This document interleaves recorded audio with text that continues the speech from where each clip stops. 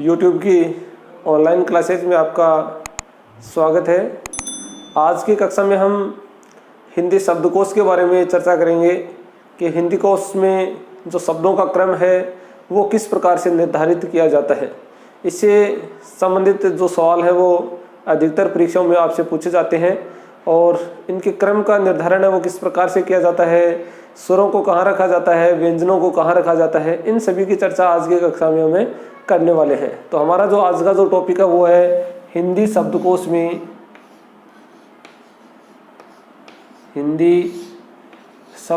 में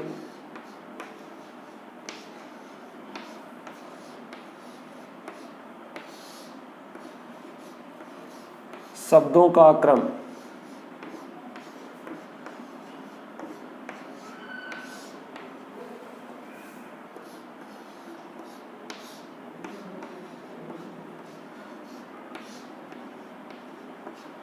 आज का अपना जो बिंदु है वो है हिंदी शब्दकोश में शब्दों का क्रम, यानी शब्दों को हम किस क्रम से व्यवस्थित करते हैं, हमारा जो शब्दों को व्यवस्थित करने का क्रम है वो क्या रहता है।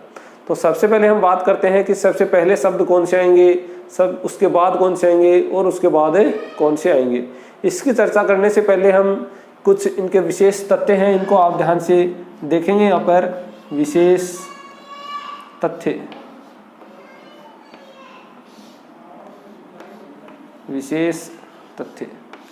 और ये विशेष तथ्य हैं कि जब हम शब्दों को व्यवस्थित करेंगे तो सबसे पहले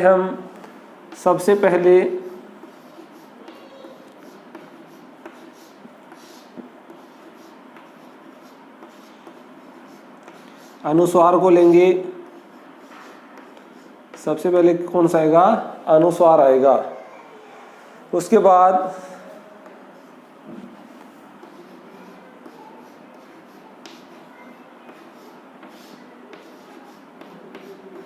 चंद्र बिंदु वाले आएंगे तथा उसके बाद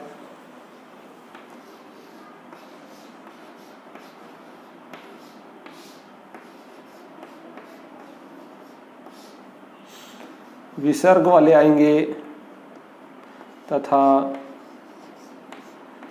आगे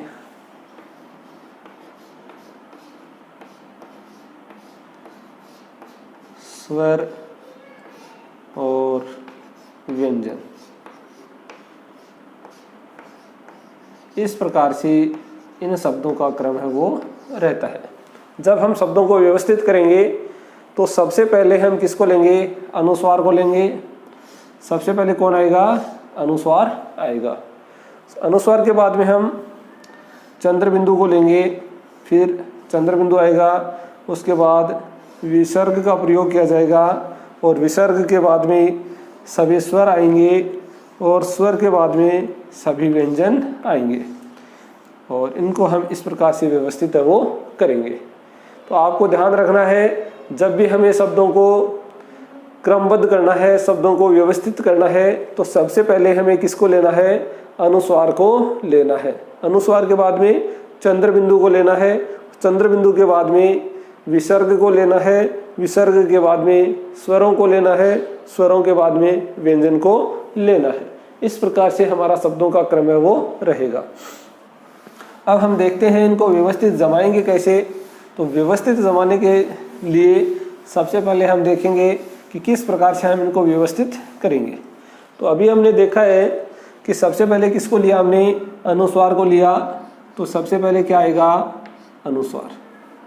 उसके बाद हमने लिया चंद्र बिंदु, उसके बाद विसर्ग और उसके बाद स्वर। ये इनका क्रम होगा। यानी जब ये चार ही शब्द हों, जब ये चार ही आपके वर्ण हों, तो सबसे पहले हम किसको लेंगे? अनुस्वार को लेंगे। उसके बाद में चंद्र बिंदु को लेंगे, फिर विसर्ग को लेंगे और फिर स्वर को लेंगे। इसके आगे क्या क्रम होगा? इसके आगे होगा आ और इसके ऊपर क्या लगा देंगे? अनुस्वार लगा देंगे। इसके बाद चंद्र बिंदु आ जाएगा आ के ऊपर, फिर आ के साथ में विसर्ग का योग होगा और फिर आ स्वर होगा। ये इनका क्रम यहाँ पर होगा। इस प्रकार से अपने क्रम है वो चलते रहेंगे। इसके बाद हम चर्चा करेंगे स्वरों की। तो सबसे पहले स्वर कौन सा आएगा? ए, इसके बाद आ, छोटी, बड़ी, छोटाऊ, बड़ाऊ, री, ए, आई,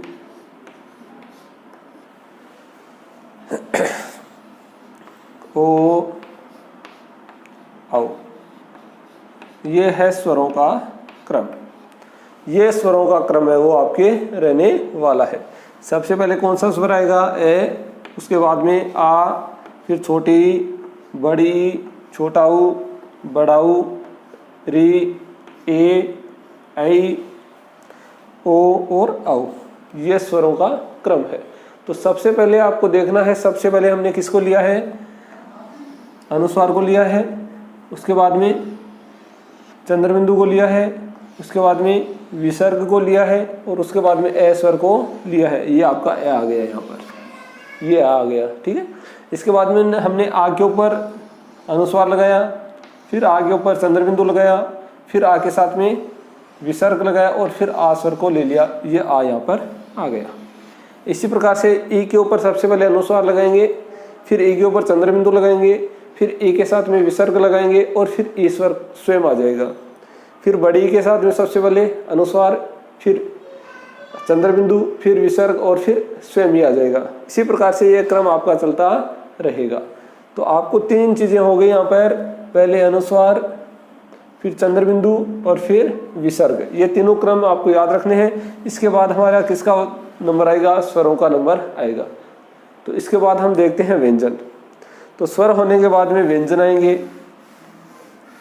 अब व्यंजन कौन कौन से हैं, इनका जिक्र हम जब वर्ण पढ़ रहे थे उस समय हमने कर लिया।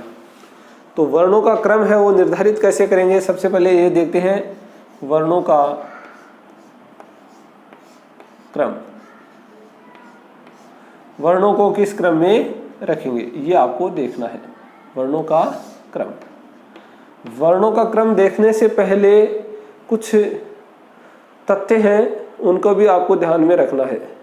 जब हम वर्णों का क्रम रखेंगे तो वर्णों के क्रम में जैसा हमने वर्णों में पढ़ा था वैसा क्रम इसमें नहीं आएगा, थोड़ा सा इसमें परिवर्तित रूप आएगा।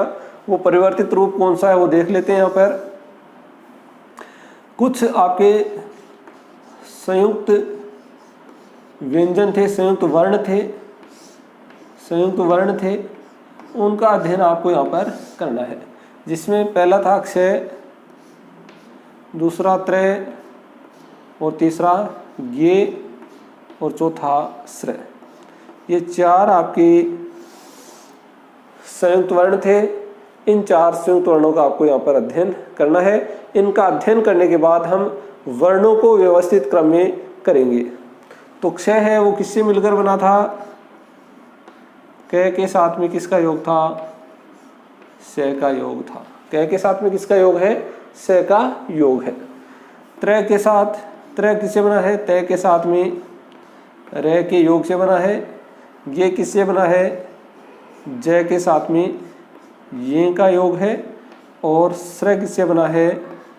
स के साथ में र के योग से। यह आपको यहाँ पर भी ध्यान थोड़ा रखना है। ये चार आपके संयुक्त जो वर्ण हैं इनको आपको ध्यान में रखना है। कि क्ष है वो किससे बना है? क और स के योग से बना है। त्रय किससे बना है? तय और र के योग से बना है। ज्ञ किससे बना है? ज और ये के योग से बना है। और श्रय किससे बना है? स और र के योग से बना है। इस चर्चा के बाद हम अब देखते हैं कि वर्णों का क्रम है वो कैसे रहेगा। तो वर्णों के क्रम में सबसे पहले हम क वर्ग की बात करते हैं। तो सबसे पहले किसका नंबर आता है? क का नंबर आता है। सबसे पहले क्या आएगा? क आएगा। क आने के बाद में हम लिखते हैं ख। क के बाद में क्या आता है? ख। लेकिन आपको थोड़ा सा यहाँ ध्यान रखना है कि जो ये क्ष है, ये क्ष किससे बना है? कै हलंत से बना है, कै हलंत और से के योग से बना है। कै हलंत है इसमें और से इसके साथ योग हुआ है।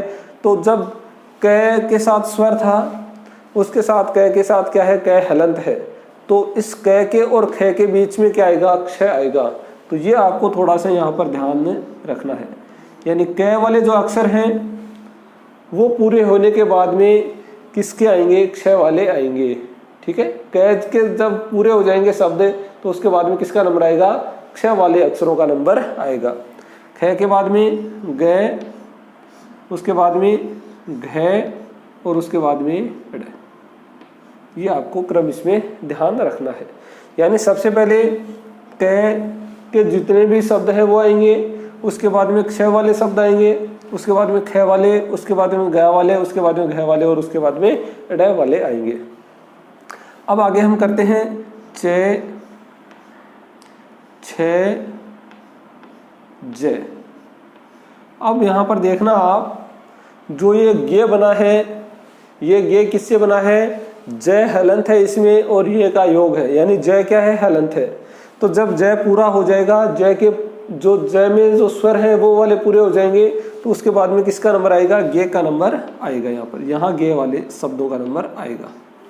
और उसके बाद में झ और उसके बाद में ये, उसके बाद में आता है टे, ये आपका गे वाला हो गया। अब आता है चे के बाद में टे, ठे, डे, ढे, ढे। उसके बाद में ते। अब यहाँ पर आपको देखना है, जब तय में स्वर वाले जो शब्द है वो पूरे हो जाएंगे तो उसके बाद में ये तय हलंत वाले आएंगे। और ये तय हलंत किससे है, त्रय से। ये जो तय हलंत है वो किसमें है, त्रय में है। तो तय के बाद में किसके आएंगे, त्रय वाले आएंगे। उसके बाद में थे,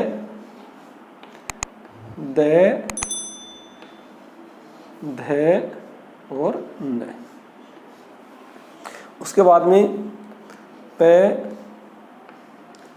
फे, बे, भे, में।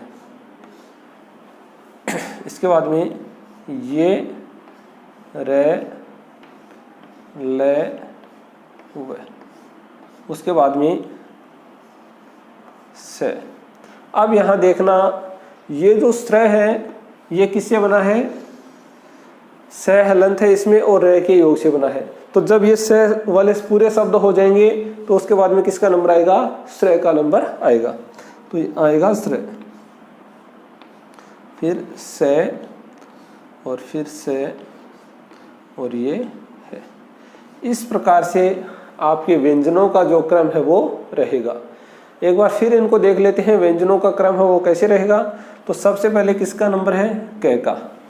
जब व्यंजनों की बात है तो व्यंजन में सबसे पहले व्यंजन कौन सा आएगा, क आएगा। कै के बाद में कौन आएगा, क्ष आएगा। कै के बाद में ख क्यों नहीं आया, क्योंकि जब कै में स्वर वाले शब्द पूरे हो जाएंगे तो कै हलंत वाले शब्द आएंगे। यानी जब कै में स्वर था वो पूरे होने के बाद में कै हलंत वाले यहाँ पर आएंगे। अभी हम उदाहरण के द्वारा इनको समझने का प्रयास भी करेंगे। उससे पहले हम देख लेते हैं क्रम इनका क्या है। क्ष के बाद में ख, गे, घ और ड़। इसके बाद नंबर आता है चे का। चे के बाद में छे, जय। अब जय के बाद में देखना है कि ये जो गे है ये गे किससे बना है, जय और ये से बना है। तो जब जय में स्वर वाले पूरे शब्द हो जाएंगे तो जय के बाद में किसका नंबर आएगा, गे का नंबर आएगा, गे वाले शब्दों का नंबर आएगा। इसके बाद में झ और इसके बाद में ये टे, ठे, डे, ढे, ण। इसके बाद में तय। तय के बाद में थे नहीं आएगा, ये ध्यान रखना। तय के बाद में थे नहीं आएगा, बीच में कौन आएगा, त्र आएगा। क्योंकि जब तय में स्वर वाले शब्द पूरे हो जाएंगे तो तय हलंत वाले आएंगे। यहाँ पर त्रय है, त्रय किससे बना है, तय हलंत से बना है। त्रय के बाद में थे, दे, धे, न। इसके बाद में पे, फे, बे, भे, में। इसके बाद में ये, रे, ले, वे। इसके बाद में से। अब से के जब स्वर वाले पूरे हो जाएंगे तब ये हलंत वाला आएगा। से हलंत किसमें है, श्रय में। से हलंत है तो ये श्रय वाला आ गया। फिर से और है। इस प्रकार से आपके व्यंजनों का जो क्रम है वो निर्धारित होगा। अब हम इसके कुछ उदाहरण देखने का प्रयास करते हैं और इनको समझने का प्रयास हम करते हैं कि जब हम हिंदी शब्दकोश में शब्दों का निर्धारण करते हैं तो किस प्रकार से इनका शब्दों का निर्धारण होता है। क्योंकि अधिकांश परीक्षाओं में, जो प्रतियोगी परीक्षाएं हैं उनमें भी ये क्वेश्चन पूछे जाते हैं, 2-2, 3-3 क्वेश्चन इनमें से आते हैं, तो इनका भी हमें पता होना चाहिए कि कौन सा शब्द है वो कहाँ आएगा। अब हम कुछ उदाहरणों के माध्यम से इनको समझने का प्रयास करते हैं कि कौन सा शब्द है वो पहले आएगा, कौन सा शब्द है वो बाद में आएगा। तो सबसे पहले हम इनको निर्धारित करते हैं। कमल, उदाहरण लेते हैं कुछ। कंकाल,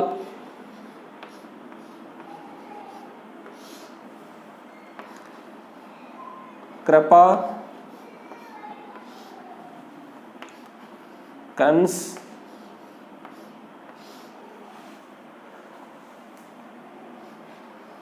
कंगन और कमलेश। ये कुछ उदाहरण हैं कैसे शुरू होने वाले कुछ उदाहरण हैं। इन उदाहरणों को हम चर्चा में लेते हैं और चर्चा में लेकर देखते हैं कि इनका किस प्रकार से हम निर्धारण करेंगे कि पहले कौन सा आएगा और फिर कौन सा आएगा।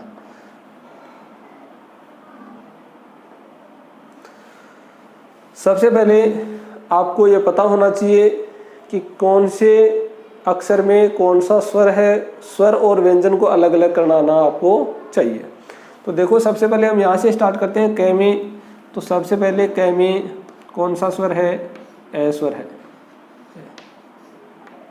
जो व्यंजन है और जो स्वर है उनको अलग अलग कर दिया हमने। इस कै में से जो व्यंजन था वो हो गया और ये क्या हो गया? स्वर हो गया। अब मैं का आता है तो मैं में भी कौन सा स्वर है? ए स्वर है। और लय में भी कौन सा स्वर है? ए स्वर है।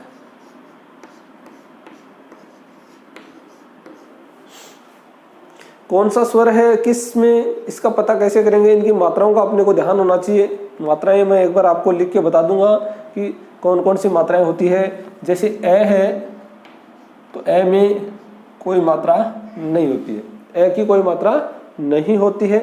जब हम आ की बात करेंगे तो आ में एक डंडा लगा हुआ होगा, एक डंडा होगा। इसके बाद में जब हम ई की बात करेंगे तो ये ई की मात्रा है। जब हम बड़ी की बात करेंगे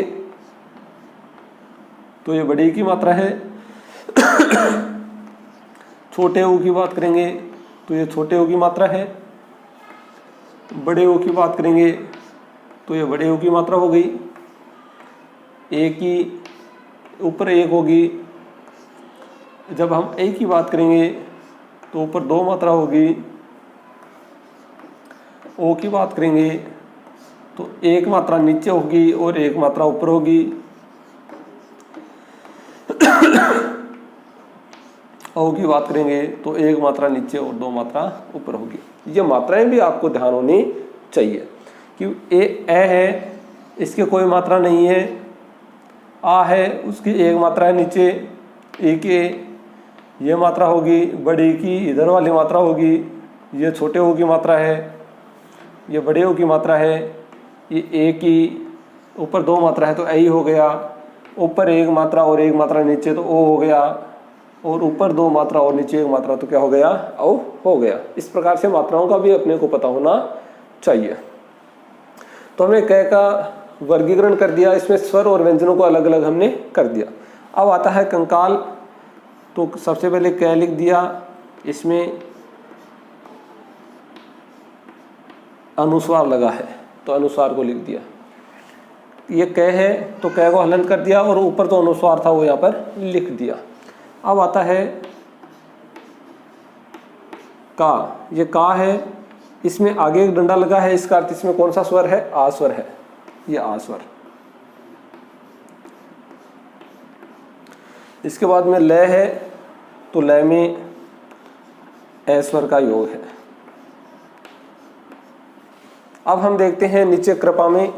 तो ये जो लगा है, ये जो है ये री स्वर है, यानी कै तो इसमें हलंत है और इसमें किस स्वर का योग है, री स्वर का योग है। ये आपको ध्यान में रखना है। रे है वो 2-3 प्रकार से लिखा जाता है, वो भी मैं आपको लिख के बताऊंगा यहाँ पर कि रे को किस प्रकार से लिखते हैं और री को किस प्रकार से लिखते हैं, ये भी हम आगे देखते हैं। यहाँ जो ये लगा हुआ है ये कौन सा स्वर है, री स्वर है। इसके बाद में पा है आगे, तो पा में पै हलंत है और आ इसमें स्वर है।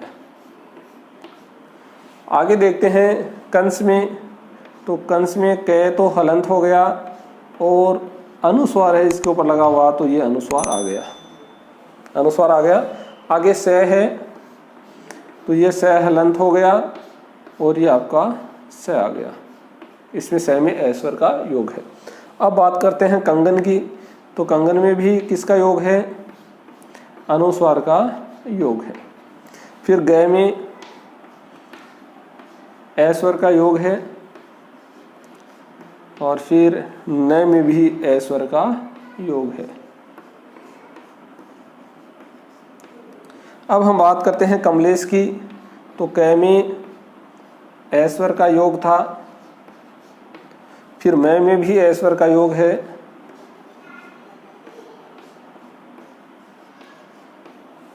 लय में, अब यहाँ पर देखना लय में है वो ऊपर एक मात्रा आ रही है, तो ऊपर एक मात्रा किसकी है, एक ही है। ऊपर एक मात्रा किसकी है, एक ही। अगर ऊपर 2 मात्रा होती तो किसकी होती, एक ही होती। ये आपको थोड़ा ध्यान रखना है, इनकी मात्राओं का आपको ध्यान रखना है। उसके बाद में स है, तो स में कौन सा स्वर है, ए स्वर है, ए स्वर। इस प्रकार से अपने जो शब्द थे कमल, कंकाल, कृपा, कंस, कंगन और कमलेश, 1 2 3 4 5 6 शब्द थे अपने पास। अब इन 6 शब्दों में से पहले कौन सा आएगा और उसके बाद कौन सा आएगा, उसके बाद कौन सा आएगा, क्रम में आपको व्यवस्थित इनको करना है। तो सबसे पहले हम देखते हैं पहले वाले वर्ण को देखते हैं, पहले वाले वर्ण को देखते हैं। तो इसमें भी क है, इसमें भी क है, इसमें क है, इसमें भी क है, इसमें भी क और इसमें भी क, यानी पहले वाला वर्ण है वो सभी में क्या है, समान है। यानी पहले वाला जो वर्ण था वो सभी में क्या हो गया, समान हो गया। इसलिए इस वर्ण के आधार पर आप इनका निर्धारण है वो नहीं कर सकते, क्योंकि सभी में ही क आ रहा है, इसलिए हम इनका निर्धारण है वो नहीं कर सकते कि कौन सा शब्द पहले आएगा और कौन सा शब्द बाद में आएगा। आगे चलते हैं हम। इसमें ए स्वर है, इसमें अनुस्वार है, इसमें री है, इसमें भी अनुस्वार है, इसमें भी अनुस्वार है और इसमें ए है। तो हमने पहले की जो स्लाइड थी उसमें पढ़ा था कि सबसे पहले किसका योग होता है, अनुस्वार को सबसे पहले हम लेते हैं। अनुस्वार के बाद में किसको लेते हैं, चंद्र बिंदु को लेते हैं, और चंद्र बिंदु के बाद में किसको लेते हैं, विसर्ग को लेते हैं, और विसर्ग के बाद में हम स्वरों पे आते हैं। तो देखो इसमें, इसके अंदर अनुस्वार है और इसमें भी अनुस्वार है और इसमें भी अनुस्वार है। 3 में है अनुस्वार और इसमें और इसमें नहीं है। तो इसका अर्थ ये हुआ कि ये 3 हैं, इन्हीं में से एक सबसे पहले आएगा। यानी 1 2 और 3 में अनुस्वार का प्रयोग है। इसका अर्थ ये हुआ कि इन्हीं 3 शब्दों में से कोई ना कोई शब्द पहले आएगा। तो पहले कौन सा आएगा देखते हैं, आगे वाले वर्ण पे इनका निर्धारण होगा। देखो इसमें क है, इसमें स है और इसमें ग है, इसमें क, इसमें स और इसमें ग। तो सबसे पहले व्यंजन हम जब पढ़ रहे थे तो व्यंजन में सबसे पहले हमने किस व्यंजन को लिया था, तो क व्यंजन को हमने सबसे पहले लिया था। सबसे पहले किसको लिया था, क व्यंजन को लिया था। तो सबसे पहले क्या आएगा, तो क आते ही कंकाल जो शब्द है वो किस स्थान पे आएगा, प्रथम स्थान पे आएगा। यानी सबसे पहले किस शब्द को लिखा जाएगा, कंकाल शब्द को लिखा जाएगा। जब अपने पास ये 6 शब्द होंगे और 6 शब्दों में हमें सबसे पहले पूछा जाए कि इन 6 शब्दों में से सबसे पहले किस शब्द को लिखा जाएगा, तो हमारा आंसर क्या होगा, कंकाल होगा।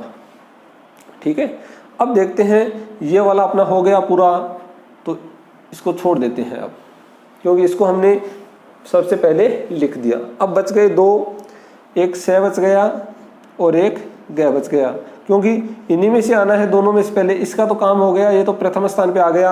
अब इसके बाद कौन सा आएगा, तो इसमें भी अनुस्वार, इसमें भी अनुस्वार। तो आगे वाले पे देखते हैं, इसमें स है और इसमें ग है। तो ग पहले आता है या स पहले आता है, उसका हमने वर्णों में जो हम व्यंजन लिख रहे थे उसमें देख लिया था कि सबसे पहले कौन आता है, क, उसके बाद में क्ष, और क्ष के बाद में ख आता है, ख के बाद में क्या आता है, ग आता है। तो ये आएगा 2 नंबर पे। ये किस नंबर पे आएगा, 2 नंबर पे, यानी ये सेकंड नंबर पे लिखा जाएगा कंगन। सबसे पहले कंकाल आ गया और कंकाल के बाद में कंगन आ गया। अब बच गया कौन सा, कंस। तो ये आएगा 3 नंबर पे। ये कितने नंबर पर आएगा, 3rd नंबर पे आएगा, 3rd। हमारे 3 शब्द पूरे हो गए। अब बच गए 3 और। कौन कौन से बच गए, एक कमल बच गया, एक कृपा बच गया और एक कमलेश बच गया। अब हम तीनों की चर्चा करते हैं। इसमें भी ए था, इसमें ए है और इसमें भी ए है और इसमें री है। तो ए के बाद आता है री, तो पहले हम ए वाले पे चर्चा करते हैं। इसमें ए है और इसमें भी ए है, तो यहाँ दोनों में समान हो गया। तो समान होने पे हम निर्धारण नहीं कर सकते कि पहले कौन सा आएगा, तो आगे वाले पे चलते हैं। यहाँ पर देखो मैं लिखा हुआ है और यहाँ भी मैं लिखा हुआ है, यहाँ भी मैं और यहाँ भी मैं, तो हम यहाँ भी निर्धारण इनका नहीं कर सकते क्योंकि दोनों में क्या हो गए, समान हो गए। अब आगे चलते हैं। इसमें क्या है, ए लिखा है और इसमें भी क्या लिखा है, ए लिखा है, तो यहाँ भी हम निर्धारण नहीं कर सकते कि पहले कौन सा आएगा। उसके बाद देखते हैं, यहाँ पर ल लिखा है और यहाँ भी ल लिखा है, तो यहाँ भी हम इनका निर्धारण नहीं कर सकते। जब तक समान आते जाएंगे तब तक हम निर्धारण नहीं कर सकते कि पहले कौन सा आएगा, क्योंकि जब समान आ रहे हैं तो समान आ रहे हैं तो फिर निर्धारण नहीं होगा, फिर हमें अगले वाले पे जाना होगा। अब अगले वाले में यहाँ ल है और यहाँ भी ल, तो समान हो गए। अब आगे वाले पे चलते हैं। यहाँ क्या है, ए लिखा हुआ है और यहाँ क्या लिखा हुआ है, ए लिखा हुआ है। यहाँ ए स्वर है और यहाँ ए स्वर है।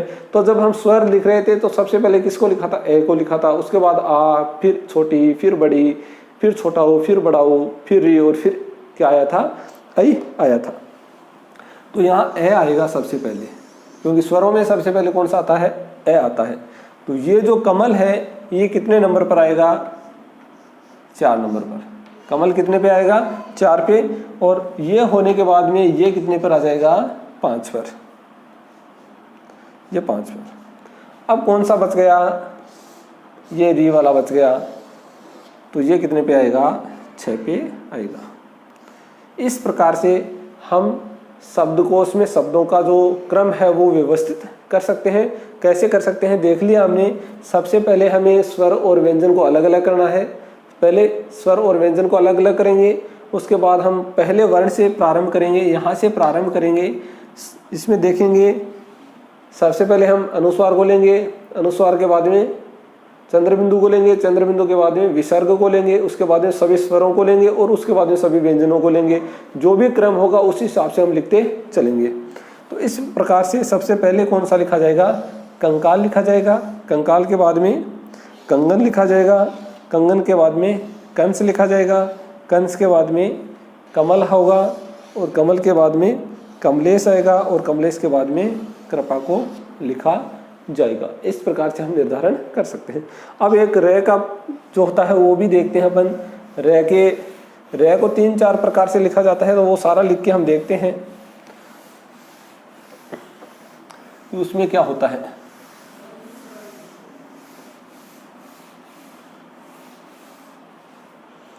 जैसे हम लिखते हैं ड्रम, क्रम, कर्म और कृपा, इनको देखते हैं यहाँ पर, क्योंकि इसमें थोड़ा कंफ्यूज हो जाता है कि इसमें रे पूरा है या आधा है, इसमें स्वर है या नहीं है। तो ये थोड़ा सा देखते हैं यहाँ पर। अब देखो यहाँ पर ये डे है और इसके नीचे ये 2 लगे हुए हैं,